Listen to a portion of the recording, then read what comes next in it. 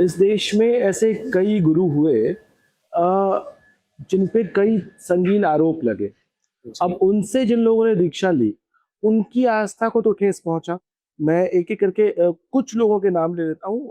Obviously हम सब जानते हैं, आसाराम बापू हैं, गुरमीत राम रहीम हो, इस तरह के बहुत सारे महात्मा हुए, साधु हुए, जिनके ऊपर बहुत गंभीर किस्म के आरोप लगे, कई सिद्ध भी हुए।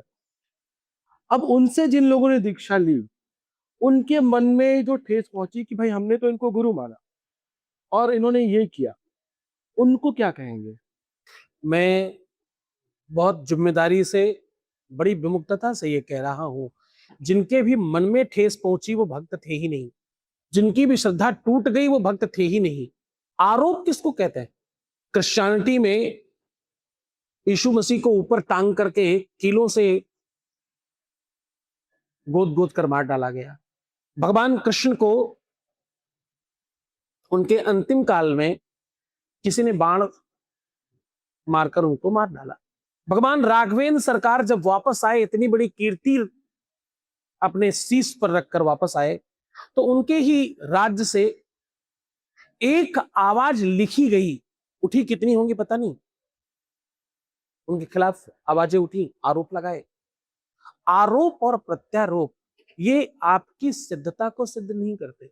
जो आप देख रहे हैं, जहां से देख रहे हैं, मैं किसी कानून की व्यवस्था में, न्यायपालिका की व्यवस्था में, किसी व्यक्ति विशेष के साधन में, किसी व्यक्ति विशेष के नाम पर चर्चा नहीं कर रहा हूं। बहुत ध्यान से समझिएगा, बड़ी जिम्मेदारी से इस बात को मैं कह रहा हूं।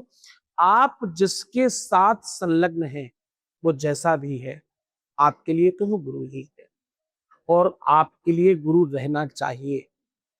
ये बात आप ध्यान रखिएगा। पंच कन्याओं में से एक पंचकन्या का नाम, पंचकन्या आप समझते हैं? महादेवी,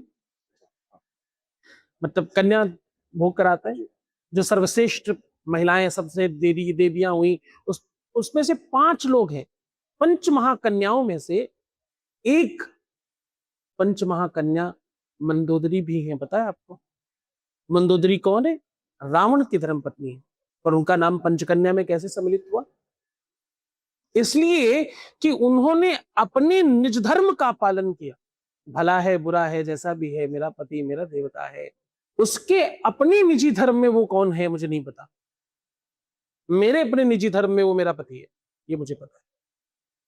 मेरे निजी धर्म में वो मेरा गुरु है, ये मुझे पता है। मैंने जिसको गुरु बनाया था, वो अभी जो हम सुन रहे हैं वो नहीं हो सकता। तो हमने तो जिसको माना वही है। मैंने पहले भी आपको प्रारंभ में कहा कि गुरु की कोई शरीर नहीं है ना। जितने भी गुणधर्म है वो शरीर तक सीमित हैं। गुणधर्म तो शरीर के है ना। उसके उनके अच्छे कर्मों को हमने गुरु बनाया। हमने किसी के शरीर को गुरु नहीं बनाया। उनके उनके श्रेष्ठ विचारों को गुरु बनाया हमने। जिन महापुरुषों के आप नाम ले रहे हो, उनमें से कई लोग ऐसे जिनके जिनके कारण लाखों लाखों लोगों के जीवन परिवर्तित भी हुए हैं। आप उसको क्या कहेंगे? न जाने कितने लोगों के जीवन परिवर्तित हो गए, उसको क्या कहेंगे आप? तो मुझे लगता है किसी पर दोषारोपण, ये सब न्यायपालिका का काम है। वो जाने कौन दोषी है कौन नहीं है। मैं नहीं होता हूं इस बात को कहने वाला। मैं बस इतनी बात जानता हूं कि आपकी श्रद्धा जिस पर है, वो किसी कारण से टूट नहीं सकती। श्रद्धा कोई कांच का बर्तन नहीं, ठोकर लगी और टूट गई। श्रद्धा तो वो अगाध सागर महासागर है जो कभी नहीं सूखता।